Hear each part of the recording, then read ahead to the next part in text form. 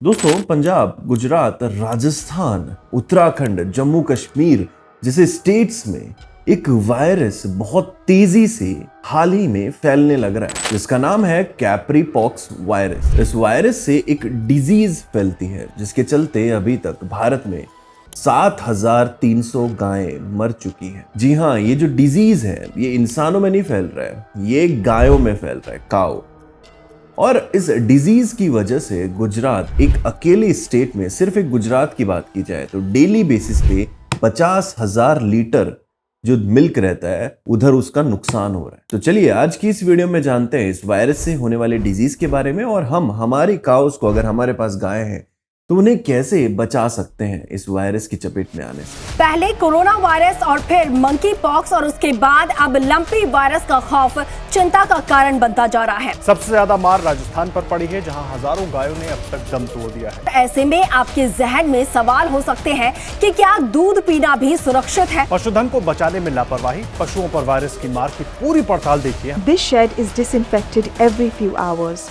At least a dozen cows are quarantined here, sick from a viral skin disease. This rehab center in the state of Rajasthan is home to nearly 1,700 animals. दोस्तों, ये जो Capri pox virus है ना, ये got pox virus, sheep pox virus और lumpy skin disease virus से closely relate करता है। और यार ये जो वायरस है इसके आउटब्रेक की माने ना तो साल 1929 में इस वायरस का पहला केस हमें देखने को मिल गया था जम्बिया में। उसके बाद वहां से इजिप्ट और मिडिल ईस्ट की तरफ ये जो डिजीज है ये बढ़ती गई, आई मीन फैलती गई। फूड एंड एग्रीकल्चर ऑर्गेनाइजेशन की एक रिस्क असेसमेंट रिपोर्ट की माने तो 2020 तक ये जो वायरस है ये 9 कंट्रीज में ऑलरेडी फैल चुका था। और ये जो वायरस है ये भारत में कब पहुंचा? साल 2019 में। और उसी साल ये वायरस चाइना तक भी पहुंच चुका था। World organisation for animal health की अगर एक रिपोर्ट की माने तो ये जो वायरस है ये काओ या एनिमल जो है उसके लंग्स पे डायरेक्टली असर करता है, जिससे होता क्या है, जो काऊ होती हैं उनकी दूध देने की जो क्षमता होती है वो कम हो जाती है, और जो भैंस होती है उनकी इनफर्टिलिटी पर असर पड़ता है। अब यार यहाँ पे एक सवाल उठता है, ये वायरस एनिमल में आता कहाँ से है? तो यार ये जो वायरस है ये काऊ को अगर मक्खी, मच्छर या टिक्स काटते हैं ना तो उसके बाद एक लंपी स्किन डिजीज इन्हें हो जाता है। और यार ये जो डिजीज है ये ट्रांस बाउंड्री डिजीज है, मतलब एक काऊ से दूसरी काऊ में आसानी से फैल सकता है। और इस डिजीज के लक्षण क्या है?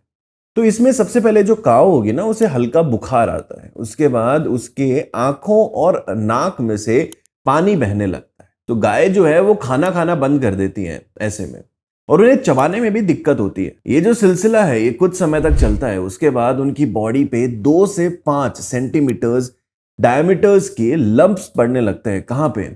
उनके नेक पे और उनके हेड पे। यार ये सब सुनने में ही बड़ा अजीब सा और तकलीफ देने वाला लग रहा है। ऐसे में आप सोच ही सकते हैं कि जब किसी काऊ को ये वायरस अफेक्ट करता है तो उनको कैसा लगता होगा, आई मीन कैसा फील करते होंगे। फूड एंड एग्रीकल्चर ऑर्गेनाइजेशन की एक रिपोर्ट में उन्होंने कहा है कि इसका मोर्टेलिटी रेट 10% से कम है। मतलब कि 100 गायों को अगर ये वायरस अपनी चपेट में ले लेता है तो उनमें से 10 से कम गायों की मौत इस वायरस के कारण होगी। दोस्तों, स्क्रीन पे कुछ इमेजेस आपको दिखने लग रही हैं। हो सकता है ये इमेजेस देखने के बाद आप थोड़ा विचलित हो जाएं। हो सकता है आप इन्फेक्टेड एनिमल्स के पास जाना भी पसंद ना करें। और यहाँ पे ना कुछ लोगों में एक मिथ भी फैलने लग रही है कि इन्फेक्टेड काऊ का अगर मिल्क हमने कंज्यूम कर लिया तो क्या हमें भी ये डिजीज हो जाएगी? ऐसे में आपके जहन में सवाल हो सकते हैं कि क्या दूध पीना भी सुरक्षित है? दोस्तों, सेंटर फॉर वन हेल्थ के डायरेक्टर ने बोला है कि ये एक सिर्फ मिथ है, मतलब इस पे विश्वास ना करें। अगर आप इन्फेक्टेड काऊ का मिल्क कंज्यूम करते हैं या उसके पास जाते हैं तो इसका ये मतलब नहीं है कि जो वायरस है वो आपको अफेक्ट करेगा। जी नहीं, अभी तक इसका कोई प्रमाण नहीं मिल पाया है कि ये जो वायरस है किसी इंसान को अफेक्ट किया हो। तो ये बिल्कुल ही सेफ है कि आप किसी इन्फेक्टेड काऊ के पास जाके उसको ट्रीट कर सकते हैं। दोस्तों, ये तो हुई इंफॉर्मेशन इस डिजीज के बारे में। चलिए अब जानते हैं कि इंडिया के अंदर ये जो वायरस है ये कैसे स्प्रेड करने लग रहा है, और हमारी जो सरकार है, गवर्नमेंट है, वो क्या कड़े कदम उठा रही है इसको लेकर। अब से 3 साल पहले 2019 में लंपी वायरस से रिलेटेड केस बांग्लादेश में रिपोर्ट होता है। उसके बाद ये मिडल ईस्ट और यूरोप की तरफ बढ़ता है और इंडिया में इसका पहला केस वेस्ट बंगाल उड़ीसा में देखने को मिलता है। Union department of animal husbandry की रीसेंट रिपोर्ट की माने तो यार 35,000 से ज्यादा कैटल इस बीमारी के कारण मर चुकी हैं और 9 लाख से ज्यादा कैटल्स अफेक्टेड हैं अभी भी। और यार ये जो डेटा है ये रिपोर्ट किया जा रहा है, अगर हम अनरिपोर्टेड डेटा का अनुमान लगाएं तो आप सोच ही सकते हैं ये जो आंकड़े हैं ये और भी बढ़ जाएंगे। मेजरली ये डिजीज राजस्थान, गुजरात, पंजाब, हरियाणा, हिमाचल प्रदेश, उत्तराखंड, उत्तर प्रदेश, मध्य प्रदेश, जम्मू कश्मीर में फैलने लग रहा है। पर इसके मैक्सिमम केसेस राजस्थान और गुजरात से रिपोर्ट किए गए, जहां पे गुजरात में इस वायरस से 58,000 लगभग जो कैटल्स है वो इन्फेक्ट हो चुकी हैं और राजस्थान में ऑलमोस्ट 43,000 के आसपास कैटल्स इन्फेक्ट हो चुकी हैं। और जैसे कि मैंने बताया ये सिर्फ महज रिपोर्टेड डेटा है, अनरिपोर्टेड डेटा का तो भैया छोड़ ही दो, तो बहुत होंगे यार। 2019 में ना एक रिपोर्ट पब्लिश हुई थी, उस रिपोर्ट में बताया गया था कि भारत में 2019 तक ऑफ कोर्स 50 लाख से ज्यादा स्ट्रे एनिमल्स हैं, जिसमें से 40 लाख से ज्यादा स्ट्रे एनिमल्स सिर्फ 9 स्टेट्स में है। इस बीच एक हैरान करने वाली बात यह है कि जो इन्फेक्टेड काऊ हैं और जिनकी डेथ हो चुकी है, जो ऐसे एनिमल्स हैं, इन वायरसेस की वजह से उन्हें खुले में डंप कर रहे हैं लोग जी। और जिसकी वजह से आसपास के जो एरियाज हैं वहां पे ना इतनी स्मेल फैल चुकी है कि लोग अपने एरिया छोड़ के जा रहे हैं। यार ऐसे में सेंटर फॉर वन हेल्थ क्या कहते हैं, उनका कहना है कि जो भी एनिमल्स हैं जो इफेक्ट हो चुके हैं, जो डेथ हो चुकी है जिनकी, उन्हें 6x6x6 के पिट में लाइम से बरीड कर देना चाहिए। तो यार भैया अब ना यहाँ पे सवाल ये उठता है कि ये जो डिजीज है इससे निपटा कैसे जाए। अब मैं कुछ पॉइंट्स बता रहा हूँ जिनको कंसीडर करना बहुत ज्यादा जरूरी है अगर आप पशुपालन करते हैं, अगर आपके घर में गाय है, भैंस है, तो इन चीजों का जरूर ध्यान रखें। तो यार जो पहला पॉइंट है, मतलब आपका जो पशु है, एनिमल है, अगर वो इन्फेक्ट हो जाता है लंपी वायरस से, आपको पता लग गया, तो उसे आइसोलेशन में रखें, उसे बाकी एनिमल्स के साथ ना रखें, उसे अलग से रखें। और जो दूसरी बात है और सबसे अहम बात है, जैसा कि मैंने इस वीडियो की शुरुआत में बताया था, इस वायरस के फैलने का जो कारण है मक्खी, मच्छर, टिक्स, इनके काटने से ये वायरस फैलता है।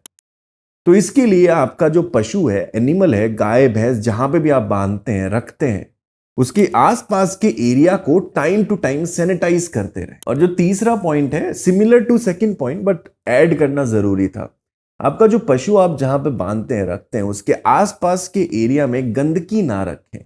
उनका जो खाने का जो चारा होता है उसको टाइम टू टाइम चेंज करें, पानी को टाइम टू टाइम चेंज करें, और ये चीज का ध्यान रखें कि वहां पे गीला एरिया ज्यादा ना हो, वेट एरिया ज्यादा ना हो। आप मिट्टी डाल के उसे सुखाते रहे एरिया को, क्योंकि गीले एरिया में मच्छर पनपने के ज्यादा चांसेस होते हैं। आपको बस ध्यान इतना रखना है कि मच्छर, मक्खी, टिक्स ये वहां पे ना है। हो सके तो एक पंखा ऊपर लगा दे, गर्मी के मौसम की बात कर रहा हूं, ताकि मच्छर और मक्खी हवा की वजह से वहां पे ना आए। पूरा आपको ध्यान इसी चीज का रखना है कि वहां पे किसी भी तरीके से कोई मच्छर ना आ पाए, मतलब ना पनप पाए। और अगर इस चीज का ध्यान आप रखेंगे तो ये जो वायरस है आपके एनिमल, आपके जो पशु हैं, उसके पास भी नहीं आ पाएगा। बस इतना ध्यान रखिएगा कि जब तक ये वायरस पूरी तरीके से नहीं जाता है तब तक आइसोलेशन में जरूर रखें। ऐसा नहीं कि बाकी सारी गाय के साथ अपनी गाय चरने के लिए जा रही है भैया, कि भैया लेके जाओ इसको भी चरा के लेके आओ, ऐसा मत करना भाई। और यार चौथा पॉइंट, भैया यार भगवान ना करे ऐसा हो, बट अगर आपके जो पशु है उसकी डेथ हो जाती है तो यार उसको खुले में ना डालें। उससे क्या होगा, अगर आप खुले में डालेंगे ना तो वो जो वायरस है वो और जगह पे फैल सकता है, किसी और एनिमल्स में फैल सकता है, किसी और गाय में, भैंस में फैल सकता है। उससे ये डिजीज पूरी तरीके से खत्म नहीं होगी और किसी तरीके से वो घूम फिर के आपके एनिमल्स को ही अफेक्ट करेगी। इस चीज का पूरे अच्छी तरीके से ध्यान रखें। और आपका जो पशुपालन का पूरा जो एरिया है उसके आसपास कीटनाशक दवाइयों का जो छिड़काव है वो टाइम टू टाइम करते रहे। अब यहाँ पे एक गुड न्यूज भी आपको दे देता हूं कि ऑथोरिटीज की अगर माने तो अच्छी बात यह है कि मानसून के मौसम के बाद ये डिजीज नहीं फैलेगी। और यार अब तक 50 लाख से ज्यादा एनिमल्स को 9 स्टेट्स में गॉट पॉक्स का जो वैक्सीन थी उससे वैक्सीनेटेड किया गया और ये जो वैक्सीनेशन है अपकमिंग डेज में बाकी सारे स्टेट्स तक भी पहुंच जाएगी। ये बात बिल्कुल सही है कि अथॉरिटीज कहती हैं कि इस वायरस के फैलने की जो दर है वो कम होगी मानसून के मौसम के बाद, या हो सकता है ये वायरस फैले ही ना, लेकिन लापरवाही नहीं करनी है।